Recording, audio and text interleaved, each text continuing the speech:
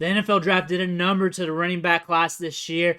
A lot of them fell in the draft, really killing the values in our rookie draft. We were hoping these running backs would really impact our rookie drafts this year, which they will, but it's going to be to a different degree. Like I said in many videos, during these ranking videos and a bunch of other ones, that don't be surprised that some of these running backs fall in the draft due to the sheer number of talented running backs. Expect some just slide a few spots around or so, because why draft a running back in round 2 or 3 or 4 when you can get your 3 tech, a tight end, a safety, and then come back a couple rounds later and still get a guy that's 95% of the guy you were looking at in the earlier rounds? Why not do that? Well, these teams took it to a different extreme and they let these guys fade. Maybe we overevaluated this running back class. Maybe it was not as good as what our prediction models was talking about. Production metrics and everything else. Maybe it wasn't. Maybe it is. And the NFL is just evaluating running back classes differently when it comes to value. But here we are. We got a lot of running backs falling down the board, and we got to rank them, and we got to put them into tiers, and that's what we're doing today. Make sure you smash that subscribe button. I'm going to have a lot of ranking videos for the quarterbacks, for the tight ends. Probably do another one on the running backs. I have wide receivers out tomorrow, so I'm going to keep you ready for your rookie drafts. But let's dig into these running backs. Let's start ranking these guys into tiers, and let's get this cracking. First guy, Bijan Robinson, going into the stud tier. And no surprise there. Top running back off the board, 8th pick overall, to the Atlanta Falcons. They're going to use him. They like to run the ball. Kyle Pitts is going to have fun blocking for Bijan Robinson. Be using the passing game. Probably going to catch a ton of balls there. Going to be productive for a long time. The grade A pick here, the Golden Goose, is what everybody wants. One player in Tier A, and that's Jahmyr Gibbs. Drafted just a few spots behind Bijan, actually. Not too far behind him. Detroit Lions said, yeah, give me some, and they drafted Jahmyr Gibbs. Rumors that other teams wanted him high as well. We're expecting him to get drafted late 1st, early 2nd. Here he goes. 1st round, 12th overall. Detroit Lions surprises everybody. He's going to be used. He's going to be used in the passing game. He's going to be good in fantasy. Expect his startup draft price to go up. Expect his rookie draft price to be up there. 102, 103, and 1 QB. And then in 2 QB is going to mix in with the quarterbacks. Bijan being the top running back off the board. That is consensus. Things get sticky in Tier B, but my guy got drafted high, and I like him, and a lot of other people I see online like him. Kendre Miller to the Saints. 3rd round. First running back off the board in the 3rd round. Up there in draft capital. And considering how deep this class was with him going off the board this early, coming off an injury, I think that's pretty solid. Alvin Kamara is not going to be the lead back there forever. He's getting older. Jamal Williams is there. There's a lot of ambiguity in this offense. Good to see. Derek Carr's there. So we got some stuff here. We got Chris Olave to stretch the field. Kendre Miller, give him a mid-season. Give him to next year, somewhere middle of the year. Or early year 2 for him, somewhere around there. He's going to be hitting for it. He's going to be doing something. He's going to be getting his opportunity. Good size, adjust, athleticism, speed to burn. Kendre Miller, a guy to look at. Another guy, Devin Achane, 3rd round draft capital, going to Mike McDaniels in Miami. Solid pick. Dude can catch the ball in the backfield, got speed to burn. Look at him more as an offensive weapon than compared to a running back. 10, 12 touches a game probably, but he's going to be explosive, going to give you them ceiling games. With that being said, best ball leagues is going to be huge for Devin Achane. I don't expect him to be a between the tackles grinder. That's not it. He's going to be moved around. He's going to be getting targets, and he's going to be used to utilize that speed of his. Get that yards after the catch. They're going to spread it out. They're going to really play full court basketball here. They're going to want to use Devin Achane. They're going to be using him as a special player in the offense, out of the backfield. He's going to get some carries. He's going to get some run there. He's going to be used a lot in the passing game. PPR is going to be huge for him. Next running back, high draft capital. I love him. Zach Charbonnet, went to a bad situation, though, because Walker's there. They're going to be sharing out of the backfield. He's going to get his usage, though. He's going to get touches and carries. How much is that going to be? Because they're not going to be toting the rock with running backs 30 times a game. So what's that going to be, like 15 carries? 12 carries a game? We're looking at like, what, 12 to 15? 10 to 12-ish if they're splitting it 50-50? Or is it going to be like 60-40? Who's going to be the lead dog here? Charbonnet can catch balls out of the backfield, so he can be used more in the passing game. Are they going to check it down to the running back that often? And what happens when attrition hits? Who's going to be the guy? I feel like there's going to be games where it's Walker, games where it's Charbonnet, and they're just going to take turns being fantasy relevant. And even if they're kind of good, they're going to be a headache. However, you're probably going to want one of them on one of your rosters somewhere. And the value of him, it looks like it's going to be like late first, early second, right on the turn. That's what I'm seeing right now in mock drafts and real drafts. He's going late first, early second, depending on how the draft goes. I feel like this is the right spot for him at running back. Another guy here that I also like, Rashawn Johnson from the Chicago Bears. First player off the board in day 3. First running back, only running back in the 4th round. And I can see the pathway where he can be successful there here in Chicago. I can see him being the lead back there sooner than later. Remember, though, he's got that 4th round sunk cost to him. So that means the team does not have much invested into him. So if he does hit, you may want to flip because they're going to be bringing in another running back eventually. Maybe not the year after. It might be 2 or 3. But remember that the other shoe will probably drop considering he does have 4th round draft capital to his name. That's still the price they paid, no matter how deep this running back class was, causing some of these guys to slip a little bit. They still paid that. So if he does hit, you have to keep that in the back of your mind. But I can see how he can hit and how he can hit in a major way. And I kind of want that. Price-wise right now, what I'm seeing in drafts, just from this little sample I've seen, early 2nd round, somewhere mid-2nd round sometimes, somewhere late 2nd round sometimes. Really, once the market starts to catch up, start looking through things, I see him being an early 2nd round rookie pick in ADP. Going down to Tier D, we're going to Tank Bigsby. Draft capital, but sharing the backfield with Travis Etienne. Travis Etienne's definitely getting the passing work, which means Tank is going to be the grinder if they're splitting carries out of the backfield between the two. And we don't know the split. I imagine Travis Etienne's going to be up on the split as well because Travis Etienne is the incumbent. 1st round pick, more explosive. But Tank should be the touchdown guy.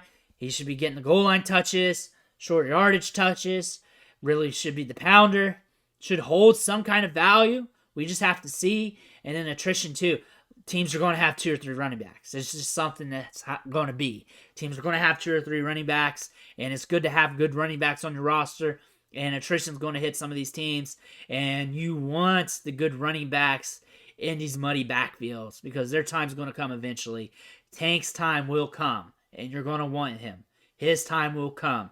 Even with Travis Etienne there, his time will eventually come.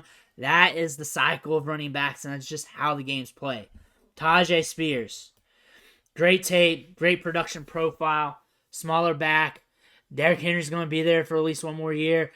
Just carrying the load there for him out of the backfield. Also, knee injuries. You're talking about 2 to 4 years in the league, maybe 5. Just the ACL's done. It's done. The knee's done. You know he's not going to be there forever. You know he's going to be the satellite back. How long that's going to be, you don't know. And then if something happens to Derrick Henry, they're used to having that pounder there. They're going to get somebody else. If Derrick Henry's gone, they're getting somebody else. And they're not going to be like, hey, Tajay Spears, dude with a ton of knee injuries, barely 200 pounds. Let's stick with him. They're not going to do that. They're not going to do that. I'm really talking down on him. But I'm just being realistic. They paid a good penny for him, but they've paid good penny for other running backs too. They paid 4th rounders and stuff like that to back up Derrick Henry. This is nothing new here. Tajay Spears got some good tape. He can be used in the pass game. He can do all that good stuff. And maybe attrition does happen the other way to Derrick Henry or something. You got Tajay Spears there. But again, long-term wise, not going to be a thing that you're just hoping that he becomes a lead dog in the NFL. Ain't going to be for long if he does, even if it does happen. So if he does hit, be willing to sell and flip real quick. Also, this team, if something happens to Derrick Henry, if they move on from him, they're bringing in another back. Think of it that way. But I have him here at D, mainly draft capital. His tape, his production profile, all that stuff does need to be accounted for because he still is a good back. It's just there's a lot of question marks now with his landing spots, with his health the long term, and all that stuff. E and F. So going to here, these are late round running backs. Pretty much the whole draft is late round UDFA. These guys here, third round and up. We got 1 4th rounder here with Rashawn Johnson. When I look at this batch of late round guys, we're talking 3rd, 4th, 5th round of rookie drafts. You don't want to ignore them because once you get a certain spot at this wide receiver position, you got a bunch of junk anyways. And running back is a position here that even if it's a late round pick, it can still hit because running backs climb depth charts, attrition hits. You know, these are good running backs here, good production profiles. I wouldn't be surprised if a UDFA hits. I wouldn't be surprised if one of these 7th rounders hits, one of these 6th rounders hits. One thing about these late round guys I want to preface, even if they do hit, be prepared to flip them because these teams don't have sunk costs invested in these running backs. So if they're balling out, it may not be for long before they're sharing the backfield. Plus, these teams want committees anyways. They know about attrition. They know about the devaluation of the running back position. We saw it this year. These are still good running backs. These are still good running backs that just fell in the draft, and you're just going to have to look at them appropriately. Sunk cost is not investing in them. That being said, draft the guys you like. Draft the guys who catch balls out of the backfield. Draft the guys who have a good pathway to touches. Draft guys in good offenses. I like Chase Brown, round 5 to the Bengals. A lot of people do. I liked him as a prospect. I liked what he did last year. Had some big games against some tough opponents on a lesser team. Now he goes to Cincinnati. What's going to happen to Mixon? And also, they like to use their second running back. If he can work his way up there, that could be some touches there too. He's explosive. He can hold it down for a little bit. I think no matter where he goes or where he's at, he's going to be sharing the backfield. He's on a good offense as well. Guy you're pulling trigger on in the 3rd round. You're going to be doing that anyways in rookie drafts, no matter where he would have went. Round 5, round 4, round 6. You kind of had that in the back of your head anyways going into the draft, and that's where he was going in mock drafts anyway. So I really don't see much of a change for him. Looking at Zach Evans, pathway to success here is this Rams offense at the running back spot. Very ambiguous. Very ambiguous. And Cam Akers, we saw him come back from injury last year. Started off slow. We saw how they put running backs in the doghouse like that. That could definitely happen to Zach Evans. We see how he is. We see how temperamental he is. But on top of that, though, injuries, this running back depth chart, Zach Evans could be a guy that steps up there, could be in line for that. Eric Gray, round 5 running back behind Saquon Barkley, who hasn't been a fresh bill of health, but sometimes when Barkley gets hurt, the backup running back's able to put up some fantasy points. They still don't want to divert from what they're doing in the run game. They still want to use their running backs. Eric Gray's a good back in his own right. Very solid. Dwayne McBride fell in the draft, late round guy, later guy. But the thing about this, he's on the Vikings, good offense. If something happens to Madison, McBride is coming up there. We also got some other jabronis on the roster too at the running back spot that are decent. Has some things in their profile. They've been doing a good job of getting 6th, 7th round running backs. And this is another one. This is just another one. You just want to just cast your vote into the wind here. Sean Tucker, UDFA. But we all know he's good. He's a good back. 2021, very productive. Can catch the ball in the backfield as well. He's demonstrated that. And he's going to a depth chart where he can compete. He can really carve out a role here. He can really work his way up. As long as he stays healthy, those health concerns are huge. And he just does well in camp. He can move his way up the depth chart. I'm not saying he's going to overtake things, but he can give himself an opportunity. Really, if attrition does happen, he could be a guy. He can be a sneaky guy. He can be that UDFA that hits on you. He's a guy you want to look at. Also, they paid good money for him. They paid, over $100,000 for him. They signed him for that as a UDFA. That's a guy you want to look at. That's a guy you want to look at. They wanted him. They're interested in him. He's a guy you want to keep an eye on just because he fell out of the draft. I had round 7 there for some reason. But, UDFA, though, got a good check. Keep an eye on him. Deuce Vaughn. 6th round to the Cowboys. Who knows what they're doing with running back right now? They could bring in another guy. They could re-sign Zeke on the cheap. They could be doing that. But right now, there's not much behind Tony Pollard. There's not. Ronnie Jones is there. They ain't counting on that. Deuce Vaughn long term. I don't really like it that much, but honestly, we're just casting votes into the win at running back. We're just selecting running backs here, and then we're diverting from them and getting other running backs. We're really splitting up our portfolio here. He can catch the ball in the backfield. He doesn't have to be the lead dog. He can run it between the tackles a little bit, but really a PPR back, satellite back on a team that likes to feature the running backs. He can really give you some production in certain moments, really depth on your dynasty team, a lottery ticket per se, but this is a team that can really open it up, and you've seen RB2s, RB3s do things on this team in spot moments, so that's something you want to keep an eye on. You want to watch what he does on the depth chart. Evan Hall, thick running back here that can catch the ball in the backfield. Jonathan Taylor's had his issues. Thing is, if he has more issues, Evan Hall is going to get his opportunity. He can run between tackles, catch the ball in the backfield. He's got size and really can do a number out there. We've seen jabroni running backs come in and be productive. That's what we've seen. Evan Hall, a jabroni running back right now. If something happens to Jonathan Taylor and he's getting some touches, he can be productive. We've seen that. We saw that last year. We've had a couple games like that, getting 20-plus fantasy points. We can get that with Evan Hall, so you got to be on your radar. I'm going to put Chris Rodriguez right here, but honestly, ENS very close together. Antonio Gibson is going to be a free agent soon. He ain't going to be with the team that much longer. He could be another grinder for them. He could just be another grinder. Am I voting for him? Am I betting on him? No. But really, I'm just throwing shots in the dart at these running backs. He was productive at Kentucky. He was. And he's got size to him. He can grind between the tackles. That's something these NFL teams want. As long as he can do the job, keep the chains moving a little bit, he's going to get opportunity. And you know what? He could be a touchdown vulture. Now we're going here to Izzy to the Jets. Round 5 draft capital. But we know Breece Hall's there. Michael Carter's there. Michael Carter's probably done. Michael Carter's probably done with the Jets. Izzy's going to carve out a role. They got some other backs there as well. It's really going to be murky for him. But maybe attrition can allow him to be valuable, allow him to do something at some time, somehow, some way, maybe a couple years down the road, who knows?